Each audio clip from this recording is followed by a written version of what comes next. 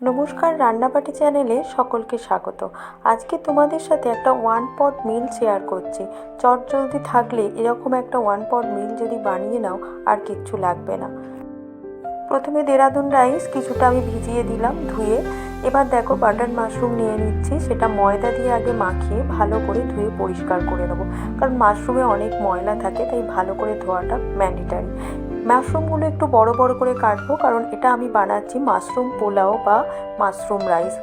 একটা মাশরুমকে দুফালি করে দেবো, আর খুব বড় হলে 3 ফালি করব। এবার মশলার জন্য পেঁয়াজ আমি নিয়ে নিলাম, সেটা চপারে চপ করে নিচ্ছি। আমি এখানে 3 জনই খেতে পারবে সেই রকম পরিমাণে চাল নিয়েছিলাম। সেই পরিমাণ চালের যা যা মশলা লাগবে সেই সব কিছুই সেই পরিমাণ অনুযায়ী নিয়েছি। প্রথমে দেখো পেঁয়াজ চপ করে নিয়েছি, আর টমেটো, আদা কুচি, রসুন কুচি আর কাঁচা লঙ্কা কুচি নিয়ে নিলাম। কড়াইতে ঘি আর সাদা তেল গরম করে গোটা গরম মশলা, তেজপাতা ফোড়ন দিয়ে দিলাম। তারপরে চপ করা পেঁয়াজ দিয়ে বেশ ভালো করে লাল লাল করে ভেজে নেব। তার মধ্যে একটু রসুন কুচিটাও দিয়ে দিলাম। তারপর খানিকটা নাড়াচাড়া করার পর টমেটো কুচি দিয়ে অল্প নুন দিয়ে ভাজতে থাকবো। তারপর আদাটা গ্রেট করে দিয়েছিলাম, সেটা দিয়ে যে সমস্ত গুঁড়ো মশলা যেমন জিরে গুঁড়ো, ধনে গুঁড়ো আর হলুদ গুঁড়ো দিয়ে মশলাটা বেশ ভালো করে কষিয়ে নেব। মশলা কিছুক্ষণ কষানোর পর কুঁচো করা ধনে পাতা একটু দিয়ে দেব, দিয়ে আরও একটু কষিয়ে নেব।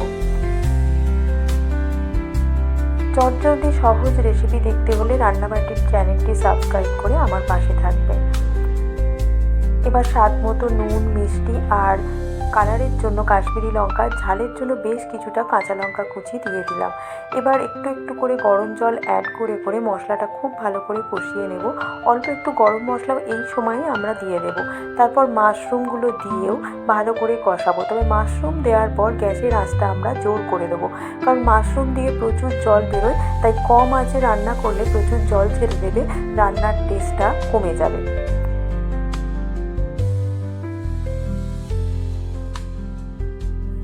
মাশরুম দেওয়ার পর 6 থেকে 7 মিনিট ভালো করে কষিয়ে নিয়েই আমরা যে চালটা ধুয়ে 1 ঘন্টা মতো ভিজিয়ে রেখেছিলাম দেরাদুন রাইস, সেটা আমরা দিয়ে দেবো।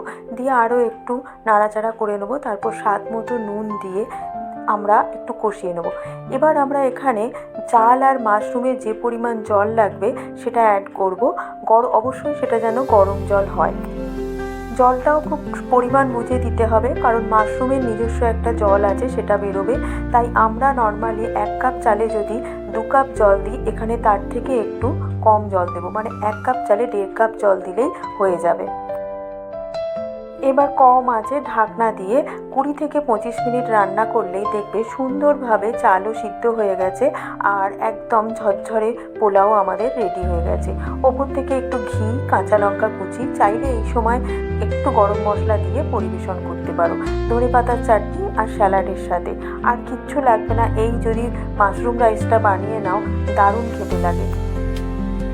বিশেষ করে আমাদের যেদিন ব্যস্ততা থাকে, ঘরে যদি 1 প্যাকেট মাশরুম থাকে, তাহলে এইরকম একটা রেসিপি বানিয়ে নিতেই পারো।